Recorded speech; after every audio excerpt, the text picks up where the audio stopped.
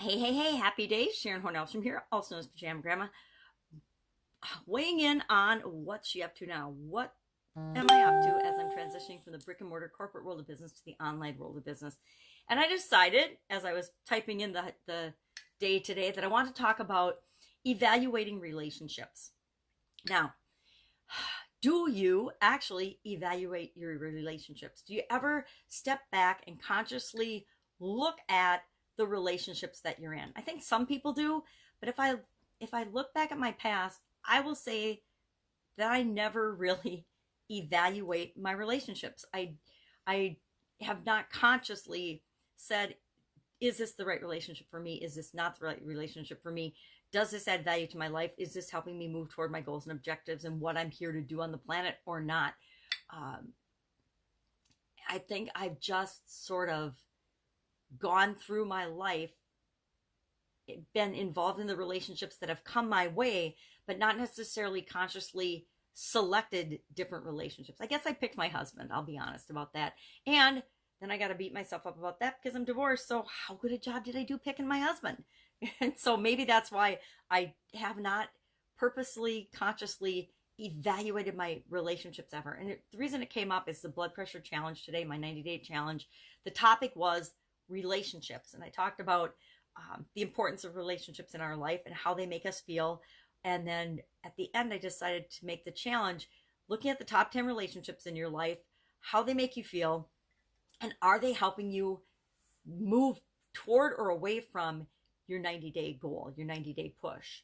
And I'm going to do this exercise today because I actually have never done it before. I've never written down, here's my top 10 relationships.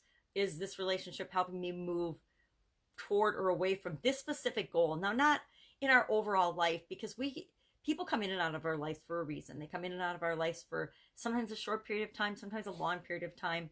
And it's always for a reason and to show us and teach us something. We can learn something from absolutely everyone on the planet that we interact with, believe it or not, if we're looking for that. And if we're looking to learn something from them, and it's irregardless of us judging that other person. And maybe just judging that other person is the lesson that we're supposed to learn from the interaction with that person. But as far as evaluating the impact of my relationships on certain aspects of my life, never really consciously done that. So I think that that's a valuable exercise, and not in a negative way, but people come in out of our lives for a reason. Sometimes we change, we grow, we develop, and people that were in our group, our core group, don't change with us, or they might even impede our change and progress or prevent us from growing because they don't want to see us change or grow. They want to see us stay the same because then that gives them permission to stay the same. So let's all do that today. And maybe you are somebody that does consciously pick and choose who you spend your time with all the time, and how you've ended up in relationships with people. And I'm actually kind of surprised at myself that I haven't done that. I've been conscious about who I listen to and who I follow with respect to business and learning new things and growing and ever expanding my knowledge base on things. And I've always researched those people and those relationships. But as far as friendships and personal relationships and significant other relationships, I never ever sat down and evaluated on any consistent basis those relationships. So today, top 10 people I'm in a relationship with, and I'm only going to evaluate plus or minus if they're moving me toward or away from my 90-day goal of lowering my blood pressure. I'm doing a 90-day challenge to lower my blood pressure. And I'll be honest, there's people that definitely increase my blood pressure that are in my top 10. And there's people that decrease my blood pressure that are in my top 10. So maybe between now and the end of the 90-day challenge, I spend more time with the people that decrease my blood pressure and less time with the people that increase my blood pressure. How's that for a good idea? So that might turn out to be the biggest factor in reducing or increasing my blood pressure after all. So consciously just take a look at your relationships today. Are they moving you toward what you want, or are they moving you away from what you want? I think, if I'd asked myself that 5 years ago, my significant other was definitely not moving me toward the things that I wanted in my life. It's part of why I'm divorced. So Interesting topic. So evaluate relationships. We evaluate pretty much everything else that we do. We evaluate our finances. We evaluate our clothes. We certainly evaluate ourselves and judge ourselves, right? So shouldn't we be doing that with our relationships, the ones that impact us the most? What else is going on? So that was a BP challenge today. Saved by the Bell was the supersize your business topic for today, and the idiom and where that came from and what it meant. Of course, it came from boxing. It means any sort of a last minute rescue or being saved from an embarrassing situation. And who among us has not been saved by the bell?